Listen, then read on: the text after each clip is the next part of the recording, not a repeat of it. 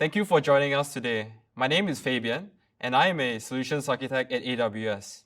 In my past 3+ years at AWS, I've had the privilege of working with some of the largest and regulated enterprises in the region on their cloud adoption journeys.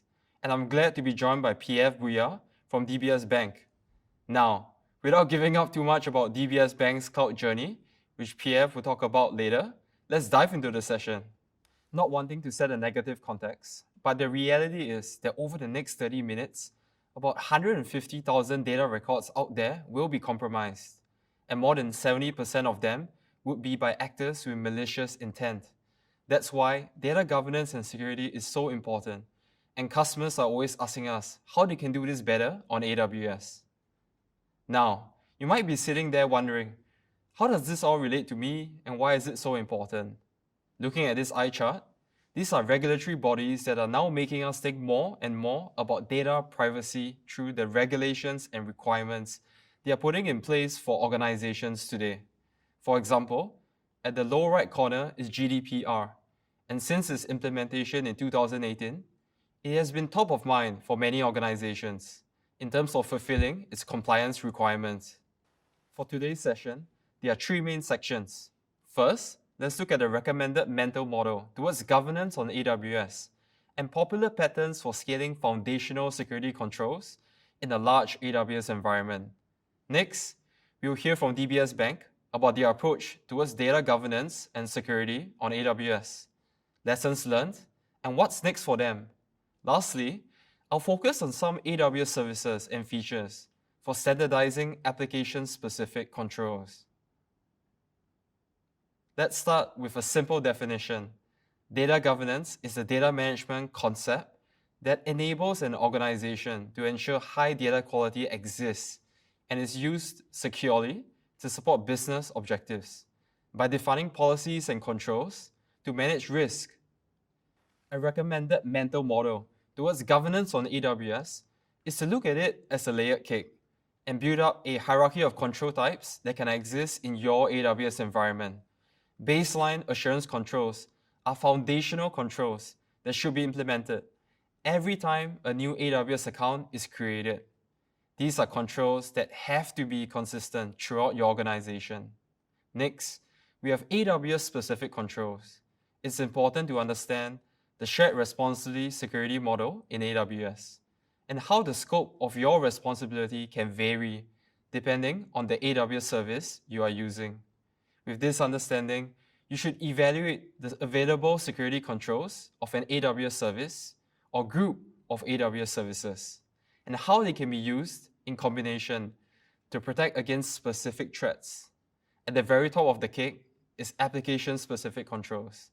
These controls are more specific than just the AWS services used, and is really driven by the business function of your application. You should be evaluating how does your application create, process, store, and even transports data within itself or to other systems and end users.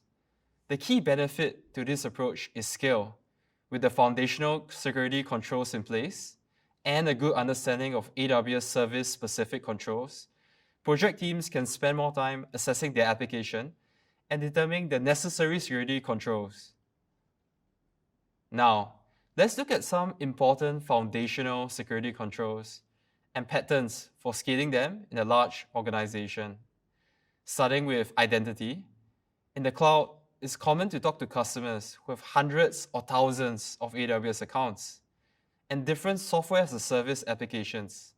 It's clear why identity is such an important part of security today. With this increased scale comes new challenges. It's not unusual for global customers to manage hundreds of AWS accounts, thousands of EC2 instances, and billions of S3 objects. An ever-growing number of resources makes it easy for things to get complex. That means we need to have a more scalable way of managing security for resources that isn't always at the individual resource level. Role-based access control has been the model we thought of historically in the cloud and on-premises, and AWS has supported this for years. If you look at this diagram, effectively, what you're doing is grouping your users into known groups and defining permissions for each of these groups. Over time, this number of groups can increase, resulting in a large number of permission sets. Employees can also find their roles changing over time, resulting in needing additional permissions or holding multiple roles at any given time. With attribute-based access control, this changes. Let's look at an example with 3 project teams on the left, red, blue, and green. Each project has their own resources on the right. Instead of assigning permissions to these 3 groups, we come up with a set and forget policy once that says, if a principal is tagged red, they can start or stop a resource that is also red. But we never have to define red specifically. In fact, the same policy applies to the user that is blue, who wants to modify a blue resource. This strategy relies on the same AWS tags that you might already use today for cost management. That wraps up identity. Now, let's take a look at visibility. Without visibility, it's challenging for organizations to adequately secure their infrastructure and their data to meet their security and compliance requirements. Common questions we hear from customers are, how do I audit the activity that has happened in my environment? Is there a way to determine the current state of my resources after provisioning? And how do I ensure on an ongoing basis that deployed resources are still compliant with policies captured during design time? And most importantly, how do we achieve them at scale? When it comes to visibility, my conversations with customers almost always start with these 3 services. Starting with AWS CloudTrail, it's a fully managed service that records activity made inside your AWS account. A successful pattern we've seen is to enable an organization-wide trail. This ensures all events for all AWS accounts are logged, and member accounts will not be able to remove or modify the organization's trail. Only an administrator in the AWS organization management account can disable it. Next, let's talk about Amazon CloudWatch Logs. This is a fully managed monitoring service for AWS cloud resources and the applications that you run on AWS. A good approach to scaling this is to set up centralized logging across your AWS environment. Included is a link to our AWS Solutions library that uses other AWS services to set this up in a centralized approach. Lastly, we have AWS Config, a fully managed service that provides you with an AWS inventory and configuration history. An aggregator is an AWS config resource type that can collect AWS config configuration and compliance data across multiple accounts and regions. For example, which of my EC2 instances, if ever, had its SSH port exposed to the internet? And that's pretty cool. I've included links to talk about each of the scaling patterns in more detail, so do check them out. Encryption is a popular approach to protect your data against unauthorized physical and logical access. Even though its adoption has been widespread in the industry, there have been a number of challenges when it comes to implementing encryption at scale. Traditionally, encryption meant a performance hit to your application. You also had to ensure your key infrastructure was durable and highly available, so you don't lose access to data that is encrypted.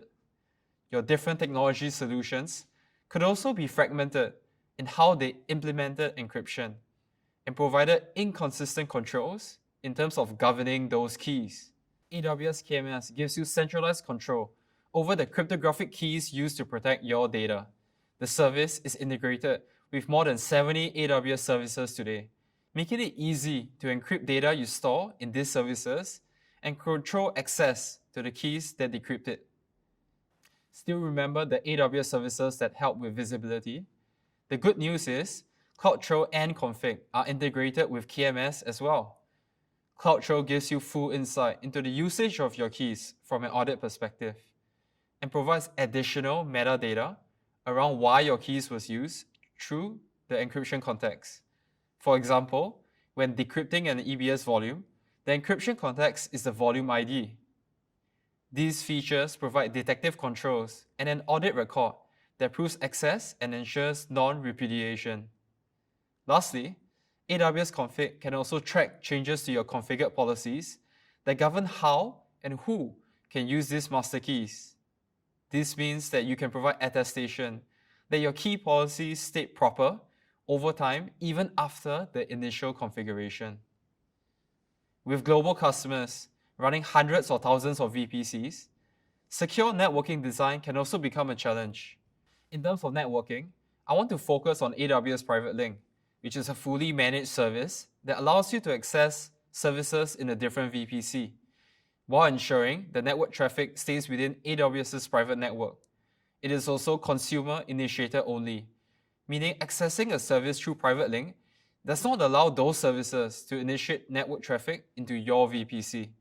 This combination enables Private Link to provide a scalable and secure architecture to connect to not only AWS services, but also your own or third-party applications on AWS.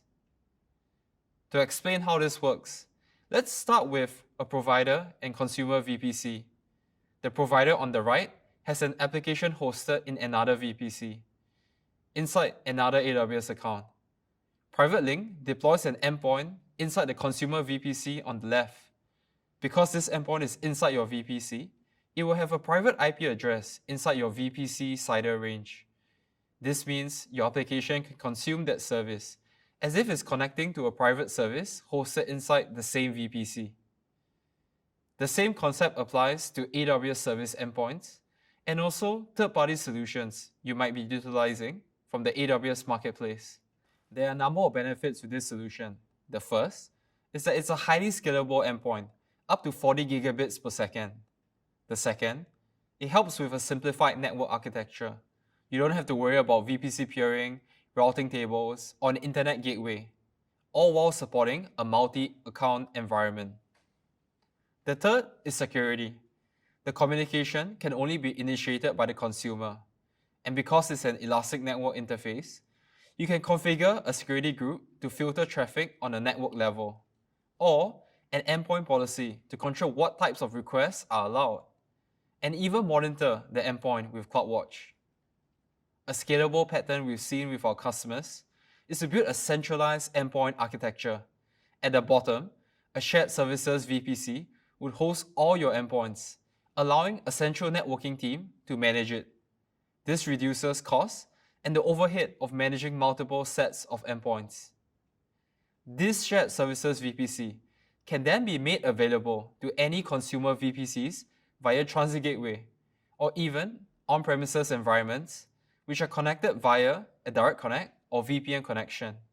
Here is an example of the previously mentioned controls in place.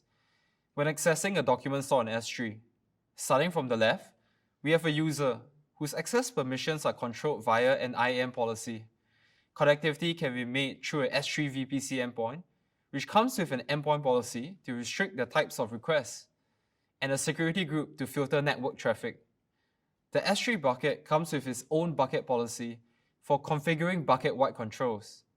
This acts as another layer over the IAM policy. To decrypt the document, your user will need permissions to use the KMS key used to encrypt the data, and that's governed by the KMS key policy. When assessing the available controls in place for other use cases, you'll notice some changes here and there, but the approach is the same. Understanding what security controls are available, then deciding how to use them to meet your security requirements. Now, I would like to invite Pierre-Yves Bouya, Managing Director of Cloud Engineering and Services at DBS Bank, to share about how DBS is scaling data governance and security across the AWS cloud environment. Thanks, Fabian, for the introduction. Let me start by taking a step back to look at the beginning of our public cloud journey. Public cloud has been seen in DBS for quite some time as a way to access value-added functionalities and infrastructure at scale. We started our public cloud journey in 2017 with a few experiments, but I want to illustrate why it's so important to have a good governance framework in place. This is true not just for FSI and regulated industries, but also for most companies that want to move into public cloud as well. Soon after these experiments, we started building a platform called Evolve to provide secured onboarding for application teams. Evolve was built with a few strong and simple principles in mind. No compromise on security, and a developer-first approach to keep the velocity up. We established guardrails preventative controls, and detective controls. We took all the best practices into account during the implementation. Yet we started facing significant difficulties. There was a lack of common vision on the future of both public and private clouds. As a result, synergy and cooperation were lacking between our on-premise infrastructure team and the public cloud team. This led to a lot of questioning. Was Evolve fit for purpose to secure the data we wanted to put on public cloud? Were we taking the right approach? As a result, discouragement could be felt within the early adopter community.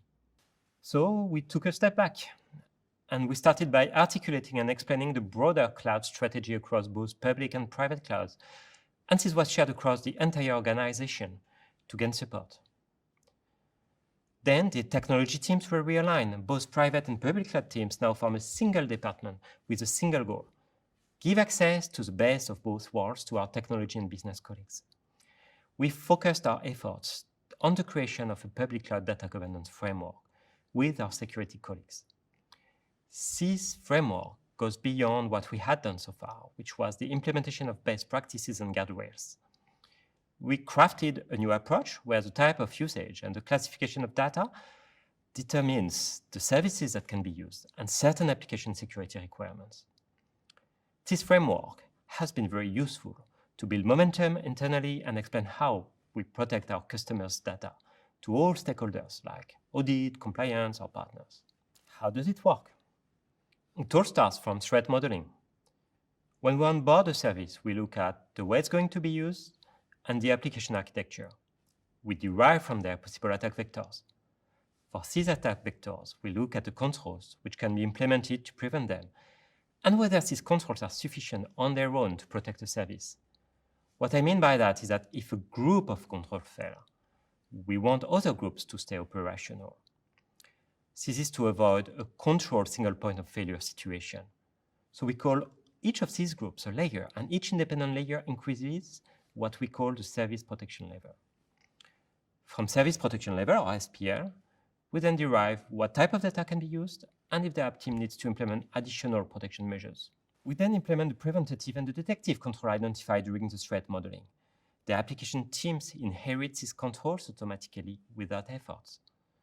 The data classifications follow the bank's taxonomy, PII, confidential, for example. The data state distinguishes between data at rest, in transit, or in use. For a certain service and a certain classification, a minimum service protection level needs to be met. If the service does not meet the SPL, the app team can be asked to implement further data protection at the application level. Hence, Evolve takes care of securing the infrastructure up to the service. The data framework gives the transparency to application and business aligned teams. Thanks to this, we have an end-to-end framework which links infrastructure, security, data, and compliance. But our ultimate objective is still the same. We still want both agility and security without compromise. But this time, with the benefit of this end-to-end framework, the work has been organized around 5 key areas, which form our pivot road. It was inspired by Netflix's approach to AWS. The first of these pillars is the development of the automation engines needed to be able to scale up application onboarding. Evolve is one of these engines, but we also develop additional automation engines as our needs grow. For example, we have developed a compliance engine to automate the triage of compliance alerts. We have also developed an account engine to automatically create compliant accounts with network connectivity, Active Directory integration, distribution lists, and so on and so forth. The second pillar is the onboarding and management of AWS services. This stream of work is about the implementation and lifecycle of the preventative and detective controls, which I just described, so I won't go into further details. Chaos security is a sort of control quality assurance. We want to be able to challenge our controls, for example, by deploying non-compliant resources, and make sure that they are flagged. Or we also try to find flaws in the threat modeling. Then we also have a cybersecurity workstream led by our security team. Their work ranges from data loss prevention to red teams attacking the system, or the implementation of encryption standards for applications. Lastly, we work closely with other central control units on topics like compliance, regulation, outsourcing, data governance. On this workstream, the teams from different units come together to design processes or guidelines which we then try to keep lean, simple, and automated when possible. These streams of work go hand in hand in a phased approach. For example, in a phase, we will enable POCs or data lake operations or applications at scale. And we now have different departments working hand in hand to achieve this roadmap. I have already mentioned some of them, like data governance, security, network, private and public cloud teams. So this is quite a step up from the situation where we were before. We talked a lot about controls, not so much about developers and agility. This goes back to Evolve. Like I mentioned earlier, Evolve is a service which implements preventive and directive controls. It is used by developers to release applications, and it is at the heart of our pivot road. It is essentially a continuous delivery platform into AWS, and it is the only authorized approach for deploying production or material workloads. It is integrated into DBS's CD platform and is therefore frictionless for developers. As I said, all the security controls are built in, and service templates can be reused inside standard architecture patterns. The code and architecture are provisioned together by Evolve. Last but not least, it does give us the advantage to add in operational best practices automatically. For example, deployment patterns like blue-green or canary, backup policies, scale-out, scale-in features are all inside Evolve. And it gives developers a head start when they reuse services which are already onboarded. So where do we stand in this journey? We have onboarded 40 services with a healthy backlog in progress. We have 10 applications patterns in production, including for scale, content delivery, connectivity, or APIs. We are actively working on new patterns, for example, to enable data lake or the support of SageMaker and AI/ML APIs. We have implemented over 1,000 controls and alerts. A sign that we are on the right track is the steady growth of our applications in both UAT and production. So overall, the momentum is there and building. Our journey does not stop here. We are still very focused on our efforts to enable the bank and simplify onboarding. Data at scale on AWS is a target. Extending to other jurisdictions beyond Singapore is another one. We want to automate the overall governance with an engine which would take care of data and app authorization, outsourcing, multi-jurisdiction, finance, etc. So in summary, our roadmap and objectives of improved time to market and agility, with no compromise on security and compliance, have not changed. But without the steps that we took to build the data governance framework, we would not have been able to rally the other teams behind this common vision, and we would not be seeing the current momentum.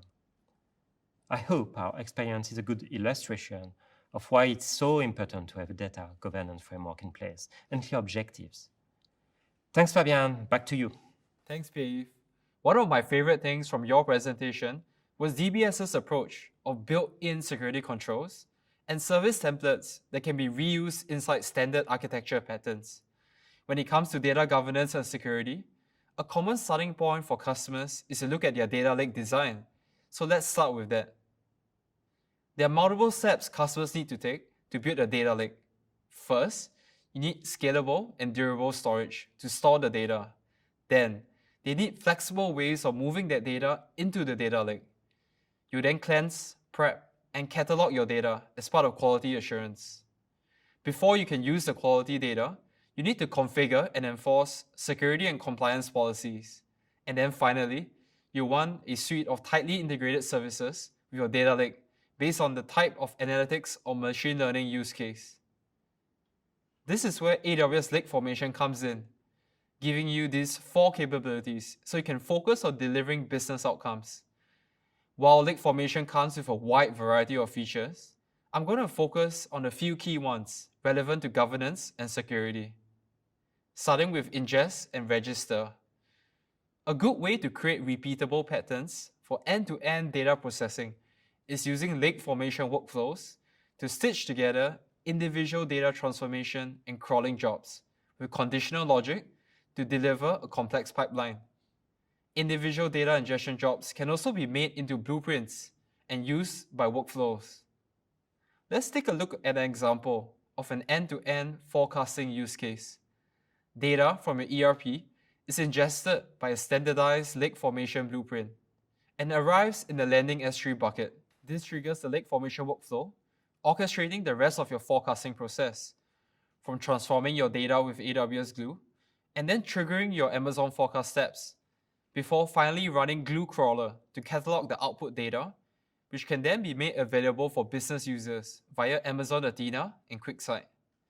One of the key security features in lake formation is providing an additional layer of authorization to control access to the underlying cataloged data.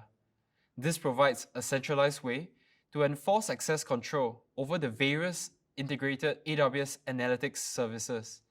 This means different teams can use the service of their choice, depending on preference or use case. But administrators need only set up user permissions once, centrally in lake formation, and know that it's consistent regardless of the service consuming the data. Lake formation also provides granular access controls at the database, table, or even column or row level. For example, in the case of a regional sales table, individual country sales managers can be given access to rows of records only relevant to their sales territory, without the need to create additional tables or views to enforce this use case. Lake formation also allows you to view the granted permissions of a user or row, making it easy to validate the correct permissions have been granted. Because lake formation now centrally controls access to catalog data, data access can be logged in real time and audited when necessary. CloudWatch also publishes all data ingestion events and catalog notifications. This way, you can identify suspicious behavior or demonstrate compliance with rules. Because this session has been focused on how to get started with data governance and security, I only have time to talk about two interesting features you might not be aware of to create patterns in the application layer. Starting with Amazon Redshift, our fully managed cloud data warehousing solution, Redshift now supports Lambda user-defined functions, where customers can invoke a Lambda function from their SQL query, as if they were invoking a user-defined function in Redshift. This allows you to capture reusable logic for security purposes inside a standard function and reused. For example, you can write Lambda UDFs to trigger your own external tokenization service, or integrate it with AWS partners like Protegrity. A similar concept exists in Amazon Athena, our interactive serverless query service, to analyze data in S3 using standard SQL. Something additional is that you can publish these UDFs into your AWS serverless application repository, enabling different teams to store and share reusable applications. With serverless application repository, you don't need to clone, build, or package, or even publish source code before deploying it. The UDF exists in the repository as a pre-built application. We're near the end of this session, so I'm going to sink in one last topic about how you can protect sensitive data like PII with Amazon Macie. Amazon Macie is a fully managed data security and data privacy service that uses machine learning and pattern matching to discover and protect your sensitive data in AWS. It automatically detects a large and growing list of sensitive data types, including PII, such as names, addresses, and credit card numbers. The service also allows you to define your own custom sensitive data types, so you can discover and protect the sensitive data that may be unique to your business or use case. Macie also gives you constant visibility of the security and privacy of your data stored in S3. It does this by continually evaluating all of your S3 buckets and alerts you to any unencrypted buckets, publicly accessible buckets, or buckets shared with AWS accounts outside those defined in your AWS organization. Getting started with Amazon Macie is fast and easy with one click in the AWS Management Console or a single API call. Macie's multi-account support is provided using AWS organizations, so you can enable Macie across all of your accounts with a few clicks. This supports up to 1,000 accounts. The Macie Master can also create jobs on behalf of members, making it easy to enforce compliance across your organization. In summary, I encourage you to look at standardizing reusable architectures and patterns in order to scale data governance and security in your organization. This has been a recurring theme for customers who want both agility and security, without compromising one or the other. Now, you join AWS Summit to learn, and you can keep learning beyond the summit with resources from AWS training and certification for security. According to Global Knowledge, IT decision makers report having the most difficult time in finding qualified cybersecurity talent. So training has never been more important. We offer more than 25 digital and classroom courses for you and your teams around security, identity, and compliance. You can also showcase your expertise by pursuing the AWS Certified Security Specialty Certification. Thank you again for attending, and we really appreciate your feedback so that we can better understand the topics and services you would like to know more about. So please do take the time to fill out our survey and let us know what you think.